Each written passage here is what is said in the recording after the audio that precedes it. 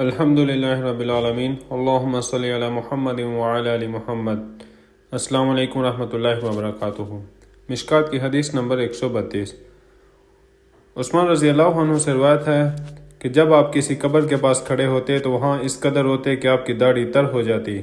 آپ سے پوچھا گیا، آپ جنت اور جہنم کا تذکرہ کرتے ہوئے نہیں روتے مگر قبر کا ذکر کرتے ہوئے روتے ہیں؟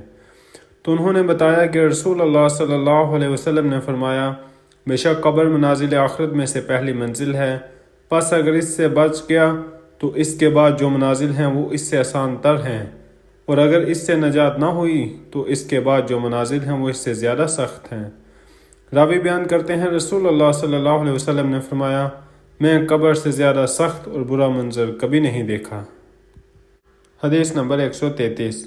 عثمان رضی اللہ عنہ بیان کرتے ہیں، جب نبی صلی اللہ علیہ وسلم میت کو دفن کرنے سے فارغ ہوتے تو اس کے پاس کھڑے ہو کر فرماتے، اپنے بھائی کے لیے مغفرت طلب کرو، پھر اس کے لیے سوال و جواب کے موقع پر ثابت قدمی کی درخواست کرو، کیونکہ اب اس سے سوال کیا جائے گا۔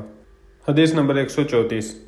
رسول اللہ صلی اللہ علیہ وسلم نے فرمایا، کافر پر اس کی قبر میں 99 اژدہا مسلط کر دیے جاتے ہیں، وہ قیامت تک اسے ڈستے رہیں گے، اگر ان میں سے ایک اژدہا زمین پر پھونک مار دے تو زمین پر کسی قسم کا سبزہ نہ اگے۔